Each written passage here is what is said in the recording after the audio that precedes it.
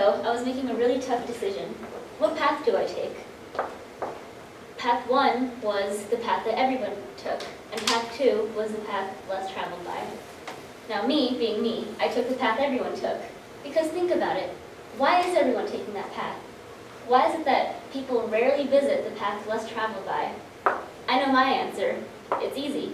It's short. There's no obstacles or grassy woodland to deal with, so it'll take a little bit of the pressure off. I'll get home whether I challenge myself or I don't. So why wouldn't I just take the short route? No disrespect to Robert Frost, but I love comfort. It's human nature. Though this scenario obviously never happened to me, it's very reflective of my view on life. Be comfortable. It's not often people advise you to be comfortable in life. In fact, it's advised to be the exact opposite. Just out of curiosity, I searched up benefits of being in your comfort zone, and all I got were pages and pages of articles telling me how to push myself out of the comfort zone, how to be comfortable.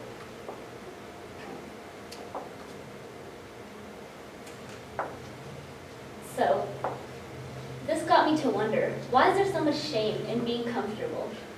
Why do people not like to admit to being comfortable in life? To be honest, if it weren't for everyone around me, I don't think I'd be motivated to take the hard route in life.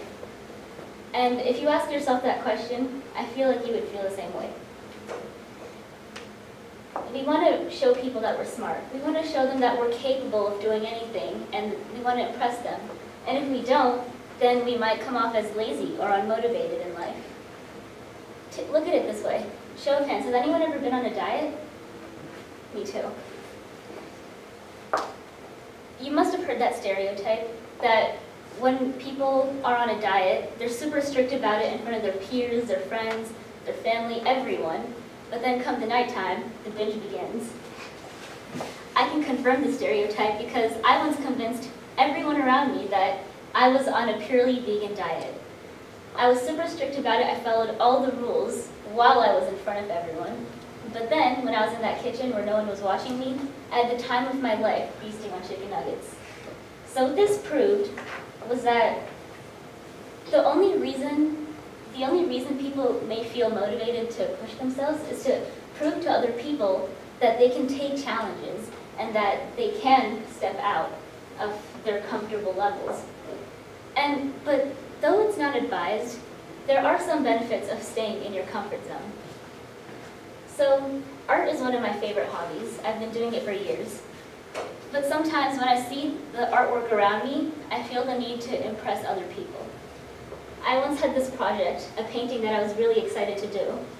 But this time I decided I was going to challenge myself.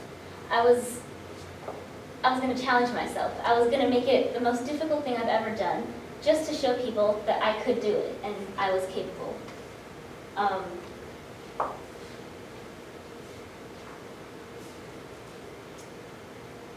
So what I ultimately ended up doing was I ruined the project for myself.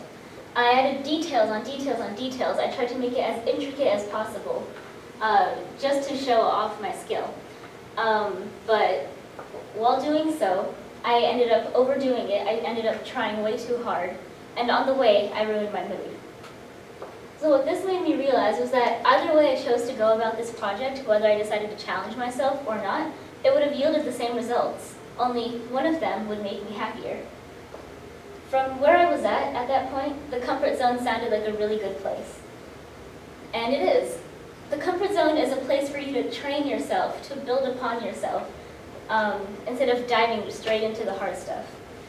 And as an added bonus, when you're comfortable, you're more inclined to learn. You have that willpower to grow as a person.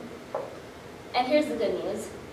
With a little bit of self-maintenance comes the capacity to learn. And so while you expand your knowledge, the comfort zone expands with you.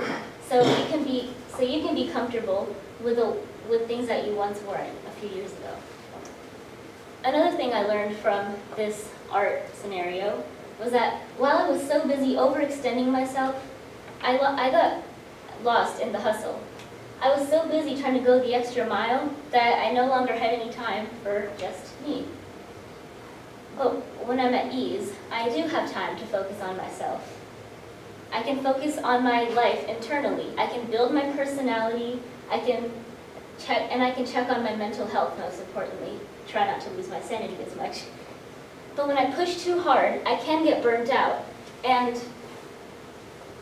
or I could lose interest like I did with that painting. And obviously that would have many negative effects versus if I had just done what I wanted to. So at this point, if this ever happens to you, this is when you should step back into your comfort zone and just take a moment to appreciate what you've accomplished thus far, instead of trying to overachieve. So while I'm not putting as much work to do something, I'm still getting that something done, just in a more approachable manner. I have space to gain experience, or more importantly, gain the will to gain experience, and of course, keep my mental health in check. So does being comfortable or staying in the comfort zone still sound bad? Does it still make one come off as lazy or unmotivated? From my experiences, I can tell you that I've had a wonderful time in the comfort zone. It's helped me grow and learn without all of the added pressures that come with challenges that you're not ready to go for. So if you were to ask me this question, without a doubt, I'd say there's glory in being comfortable.